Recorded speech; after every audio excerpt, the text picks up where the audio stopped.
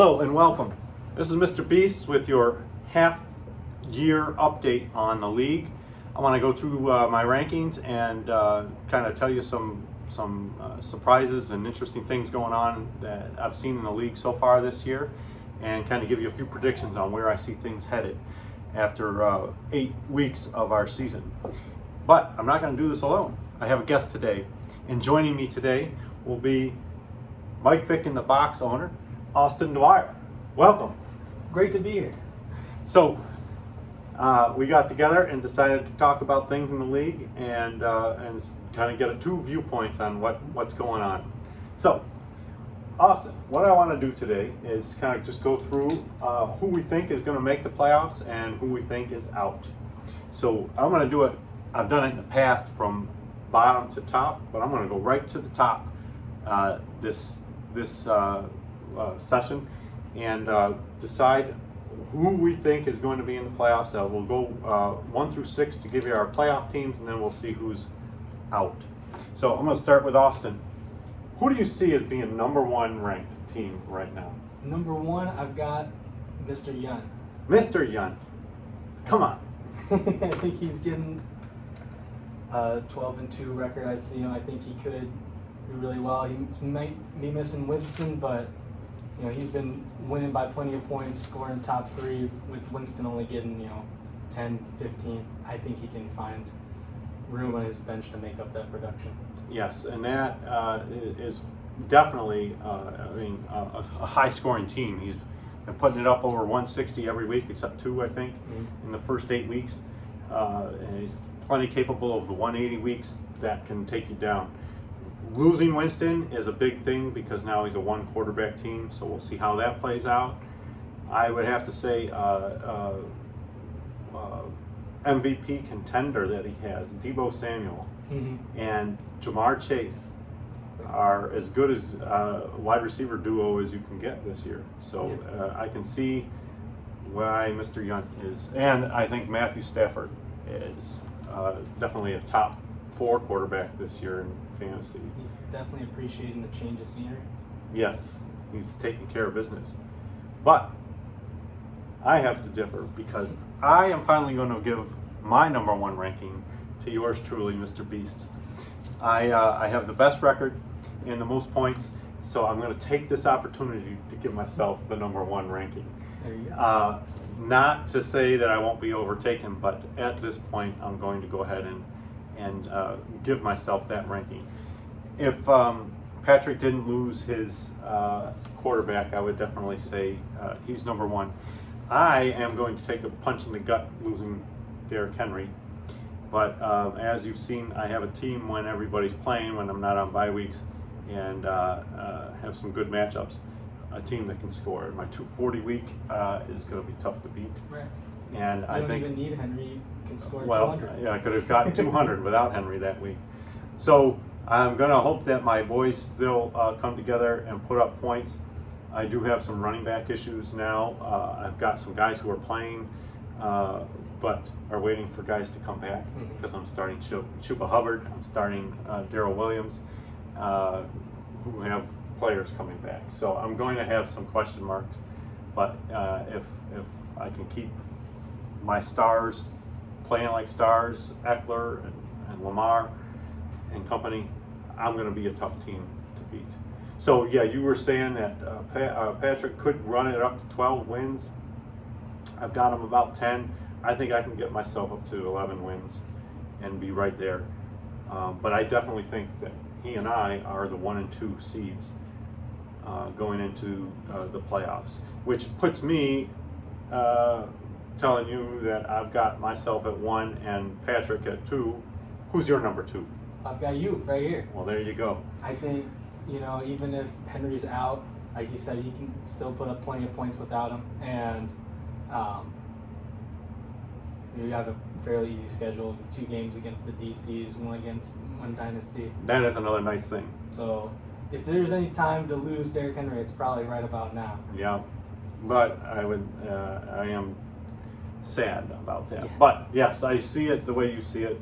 I think Patrick and I will grab the 1 and 2 seeds. So let's go to number 3. Who do you got on your third team? I've got Alex, the Green Machine, at number 3. I also have Alex Green Machine at number 3. What are some things you like about that team? I think it's a very deep team. You're looking. It's been tested this season because he's had a lot of injuries and he's still putting up plenty of points. Yeah. And those guys are going to be coming back soon. So I think it's definitely, he's been playing not at full strength and still doing fine, 5-3. Right. I think his team is loaded with the most. You know how you have players on your team that are must starts, Mm-hmm. and then guys who are like, well, I got to make a decision. I think he's got the most must starts with his quarterbacks, with his when Chubb is healthy, Jonathan Taylor and Hill and Diggs. Mm-hmm. You got to start those guys. Right. And if they all put it all together, he's a tough out. So I agree. The only reason I don't have him at 1 or 2 is because of a couple of recent losses. Yeah. He's down to 5-3, which just shows, I think, in the whole league, everybody can have those just okay weeks, and they can bite you, and they bit him. Yep. And so that's why I have Alex at number 3. Definitely a playoff contender, though. Yep. Okay. It's gonna be Number 4. For me, Yeah, go ahead. I have Rye Bread here. Actually, at Oh, number all 4. right. Rye bread. I think he's definitely struggling. You look at a lot of the scores he's put up lately. He put up decent points against you, but second worst in 150 doesn't cut it, Rye bread. But second lowest last week, but still got the win. I believe week 6 he was the lowest. I don't think he cracked 100. But Yes. that being said, he still made it 5-3. And if you look at his schedule, he's got the DCs coming up, and he's got 2 games against Krispy Kreme. They're not guaranteed wins, but it is a schedule that when he's playing with wins in the bank already, he only needs a couple to go his way for him to make it into the playoffs. Yep, and I mean, I actually have him as a playoff team. I do not have him as my number 4, but when you start with Josh Allen and the points you're going to get from him, that's a great start. He'll need good supporting roles. He ran into a little problems with his Buffalo Bills receivers. He's been starting Sanders, and all of a sudden Beasley went off last week, so that was kind of a surprise that Sanders took a 0. Brandon Ayuk has been a bust for him this year, but when he gets CMC back, Right. and he has Josh Allen, he's got 2 scorers already, so it's a team that can, with some support, can really put up numbers. But because he needs that support, that's why I don't have him at number 4. Mm-hmm. And you've seen what can happen to that team. It can score pretty low, and he can be beatable. And I want to go back and say that I was really happy to beat him by 1 point a couple weeks ago when Brandon Ayuk didn't catch anything, or he had 1 catch, I think, in the whole game. And just to top that off, I've had a half-point win and a 1-point win this year, so I'm a 1.5 points away from being 5-3 myself.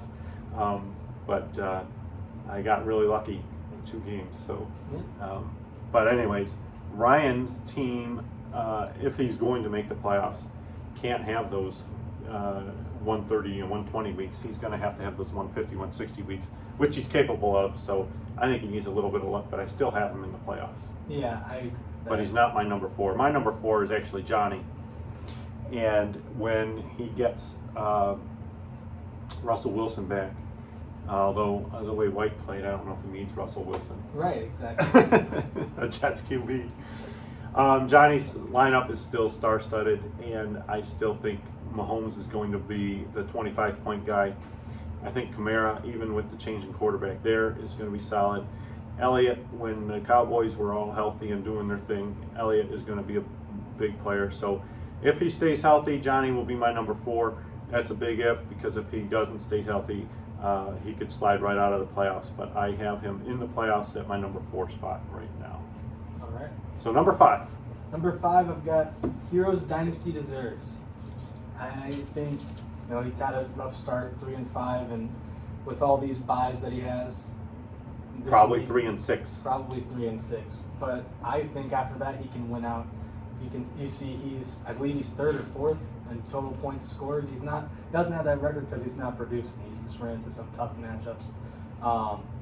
He still has some tough matchups to come up, but nothing that he can't win, and he catches you on. Well, he'll play the koalas twice. He plays Chris and the DCs and Johnny, and then he gets me one week, but he gets me on a good week because I'll have both my wide receivers, Brown and Devontae Adams, will be out that week, and so it'll be a good week to play me. So yeah, he could win out. He could win.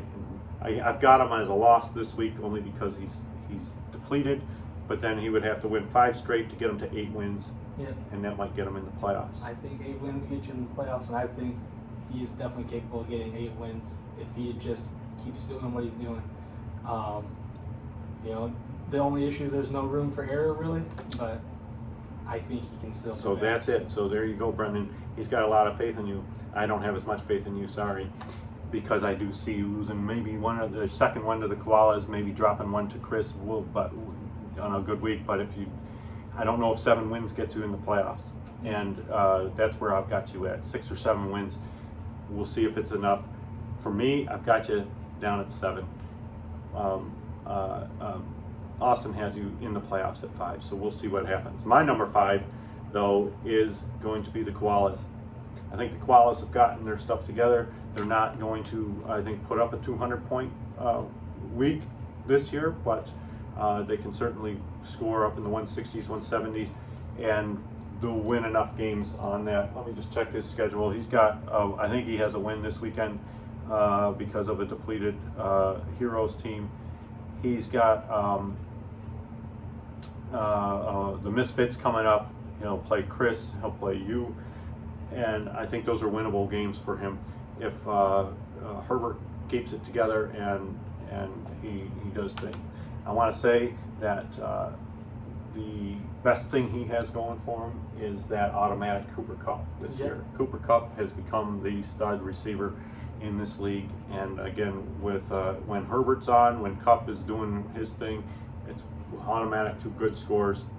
He can still get healthier if Montgomery comes back, and even Sanders, although Sanders, when he was healthy, the Eagles weren't using him right. So we'll see what happens there. But so he's got a team that can score consistent points, and I think get enough wins with the schedule he has left that I put him at number 5 and in the playoffs. Yep. That's the koalas. And number 6. I have the koalas at number 6. And there you go. So I think both of us have you in the playoffs, Mr. H. I think overall, the biggest problem with his team is that he needs big elite performances. So a lot of his depth is sometimes iffy, but and I say that he's got Herbert, he's got Kupp. He just had a breakout game from Michael Carter. He's got 2 or 3 guys that can get you, 70 points plus on their own. Exactly. It's a good base to get started. Sorry, I need to do this. All right. Now, so that's your number 6. So your 6 playoffs are Beasts, or let's start in your order. Young, Beasts, Green Machine, Rye Bread, Heroes Dynasty Deserves, and Vegas Koalas. And the koalas. And I have so far Beasts, Yunt, Green Machine, Johnny, and koalas. And then I'll give my 6th, and I'm going to squeeze in Ryan Smith. So our commish is going to barely make it into the playoffs. And I'm doing that based on health, getting healthy, getting CMC and Josh Allen playing well, and then finding the right combos on some of those receivers. I want to look at his schedule again because I'm trying to remember what. Yeah, he's got the DCs once, but every other game is kind of going to be depending on what happens. He's got Chris twice. He's playing the Green Machine. He's playing Yunt, and he's playing Johnny. So if he can put things together there, I see him getting up to 8 wins and getting into the playoffs. So that would be my 6th spot. But don't be too confident, Ryan, because I could easily see it going a different way. All right. So those are our 6 each. Let's go with teams that we think could pop into the playoffs, because I kind of have a couple of tiers now. Teams that could pop into playoffs. So who do you see as number 7 that might get it if they get lucky here? I think I have me right here, number 7. I think I have a ton of potential in my team. I've got great depth. I think the biggest issue for me, besides coaching, has been just inconsistency. You know, Kyler Murray can get you 30 points or he can get you 10. Yeah. Najee and has been pretty consistent, but then you got Terry McLaurin. You know, he's good for about 4 catches, but you know he could get you a 10-point week, maybe less, or he could go off for a couple touchdowns. He could have a 30-point game, exactly. And I agree with that. I've kind of got my next 3 all in that same grouping, so I'll just make comments on you and put you at 7. I think things are kind of working out now that you know who you're going to start at quarterback. Oh yeah. There's no more Darnold and stuff. I think you've got Murray and Burrow kind of going every week. I mean, pretty much. And then Najee Harris has certainly turned out to be a solid starting running back, and I think your success is going to come from your receivers. You need to have consistent weeks from McLaurin and Jefferson. And because Jefferson had a bad game, which I don't know where that came from last week against the Cowboys. It was like you expected a 20-point night from him, and that was kind of weak. But so yeah, you could score those points and knock some people off. And I think the magic number is 8 wins. And that's the other reason why I have you just out of the playoffs, because if you were 4-4, I'd feel a lot better about it. 3-5, you've got work to do. That's the thing, and I think that, you know, I'm in a similar boat as Brendan. I do think, you know, I don't really have any bad bye week matchups. I have Kyler on bye against the Koalas, but that basically already happened this week. So so I have a little bit more room for error, but yeah, 3-5. You know, I've pretty much got to win. I got to win at least 5 of the next 6. And you got to win those toss-up games, and it all comes down to McLaurin and Jefferson, in my eyes, being consistent and putting up points for you. Okay, so that's number 7. We'll both put Austin at number 7. Number 8. I'll go with Krispy Kreme, and I think, you know, this is a little bit of a surprise. I know you had him in your last update. You had him going down, and I thought so as well. Originally, I had him in the playoffs. I had a group of 4 that could have made the playoffs and might not make the playoffs. I had him in the playoffs, and I took Chris out. And I still have him out. But he was my big dropper from the beginning of the year. But I'll say why in a minute. But go ahead and say what you were going to say about him. I think that his team's looking a lot better.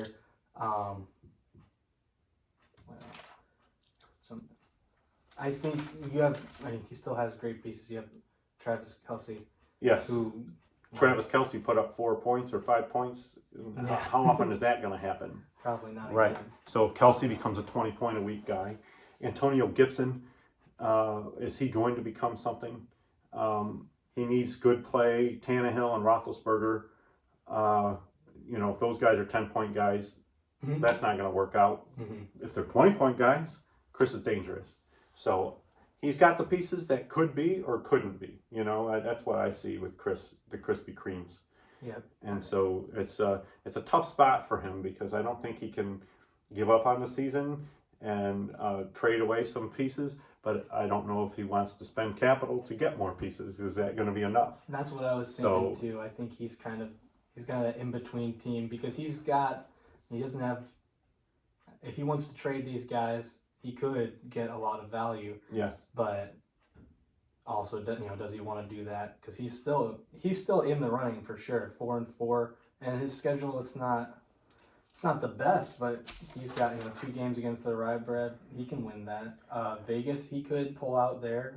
He's got Island of Misfit Toys Dynasty champions. He could He could and do well. that's the thing. Like I was making a list of some of the key matchups coming up in the future weeks, and Krispy Kreme's ends up in a lot of them, because if Krispy Kreme's can beat teams like Rye Bread and Heroes Dynasty Deserves, all of a sudden he becomes a playoff team, and he has the numbers. He could put up the numbers to do that, and he could be on the 130 side and not do that. So he's my big question mark, and I have him at number 8 as well.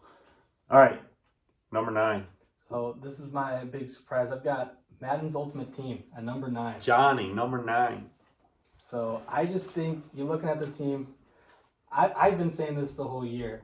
When Mr. H, great guy, but saying the best roster ever. I didn't think it was even as good as his roster last year.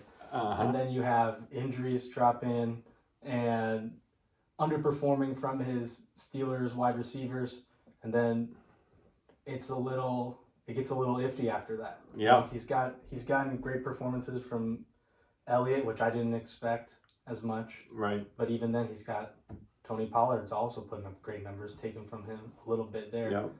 And I think there's a chance that he can still, I think he's still a threat for playoffs, but maybe it's just wishful thinking because I have his first rounder.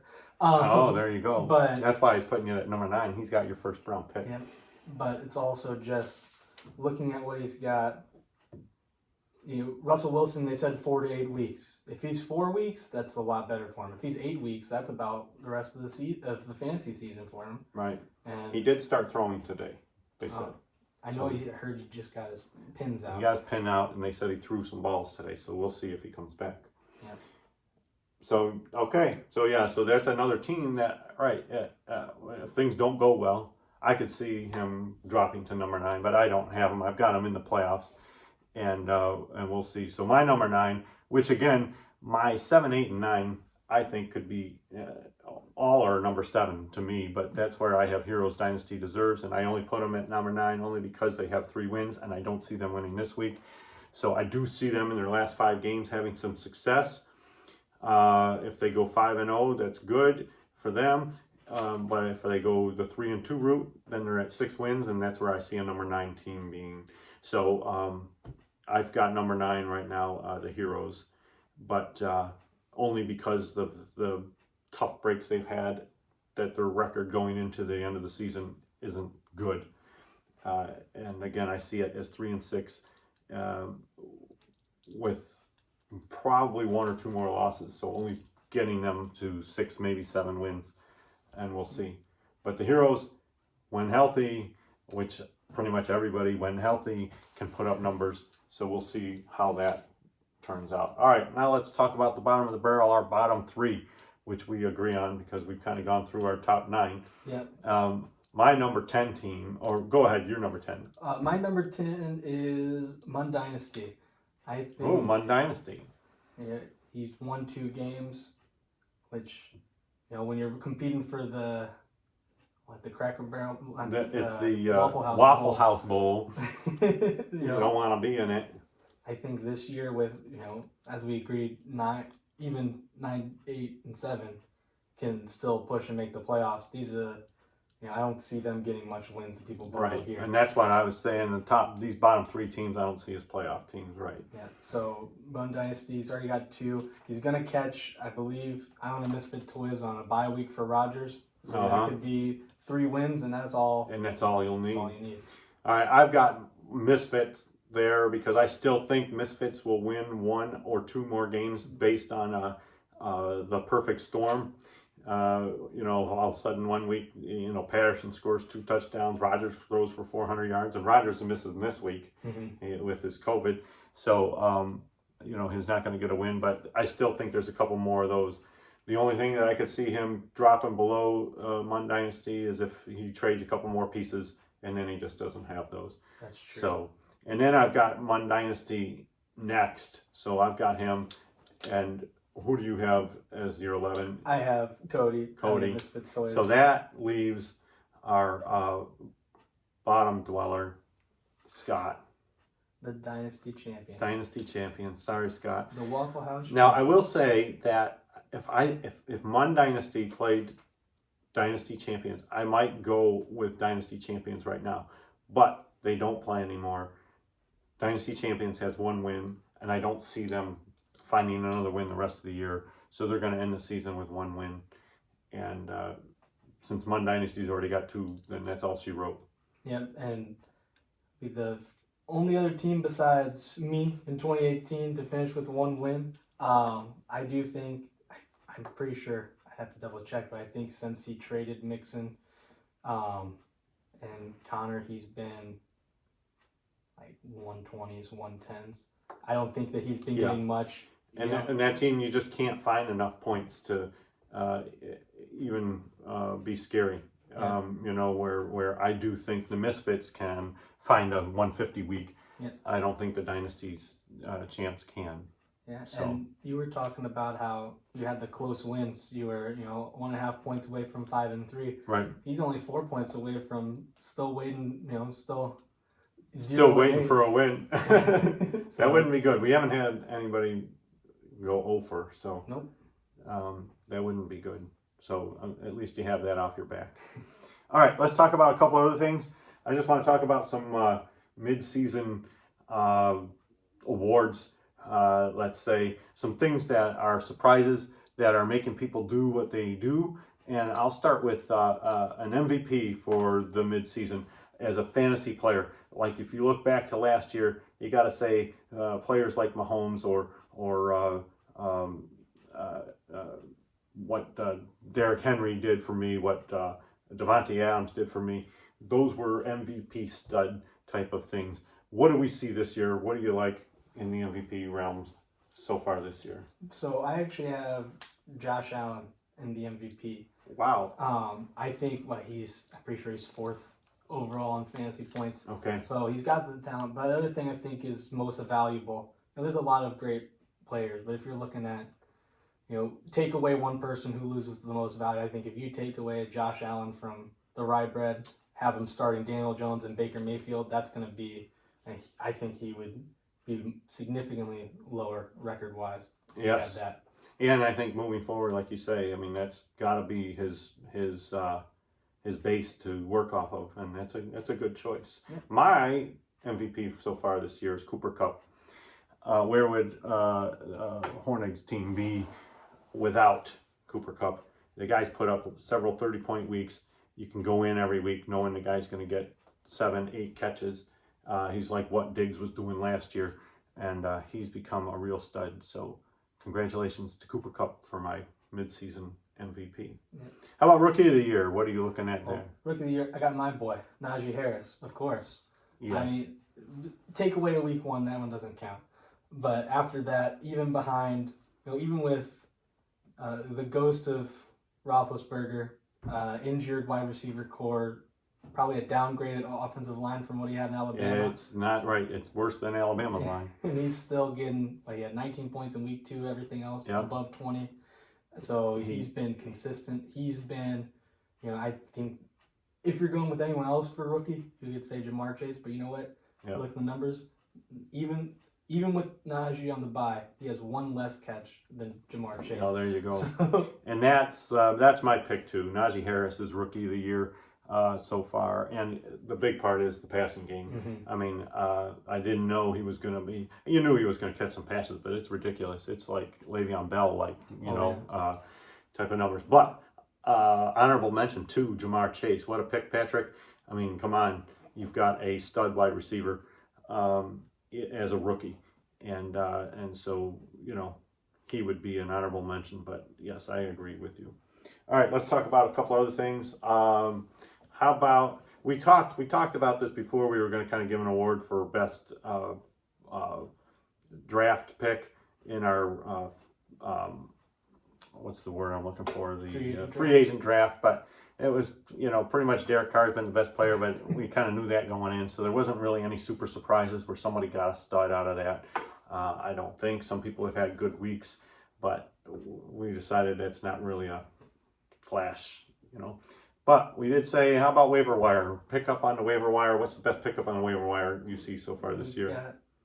Cordarrelle Patterson, drafted by Mr. Dynasty Champions and dropped right away, picked up by Island of Misfit Toys, and off he goes. I put here as my notes, how the hell is he a running back one?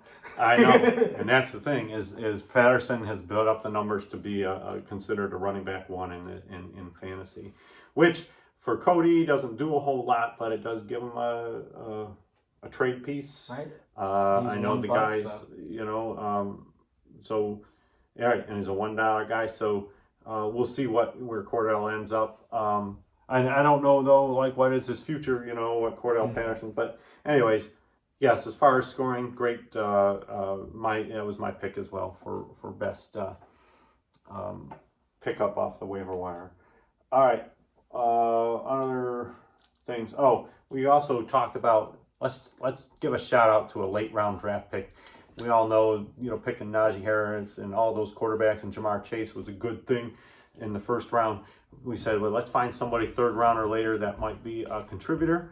And we came up with our best late round draft pick being Eli Mitchell. Yes. Nice job, Brendan, picking Elijah Mitchell. And you did say in the shower that he would be the best running back in San Francisco, and it seems like they feel the same thing. Now, Mostert getting hurt, who knows if that, who would have been a better running back in there, but he has become our RB1 in San Fran, so that's a good pick. Honorable mention goes to who's been a very useful starter is Chuba Hubbard, who I got. I think that was the beginning of the third round. So yep. I think it was about middle third round. Yeah. So that's just because he's, but that's because of injury. Where I think Elijah Mitchell's kind of taken over the job. Well, and that's part of the feature, right? Yes. That's why you drafted him. Yep. That's why you pick up those guys, because he's probably going to sit out a couple games at least. Okay. I also wanted to make mention to a couple of trades going into the year. A couple of trades. I mean, there's been several trades, and I think two that stand out to me as being ones that are going to be probably impactful. I think the best trade going so far is what Patrick needed to do at running back and grabbing Joe Mixon.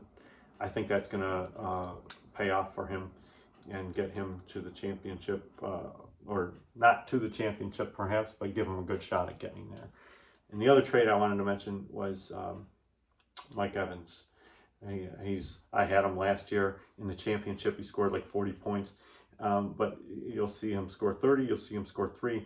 But he's an important piece for Ryan because I don't think he needs that guy that he can start every week, and I think he is one. Yeah. Any other trades you see that were impactful? Well, I want to say to the Mike Evans trade. Yes.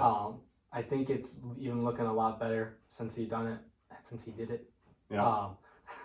Because for the Bucks wide receivers, it usually seems to be, at least two of these guys are going to go off, and the other one's probably going to do nothing.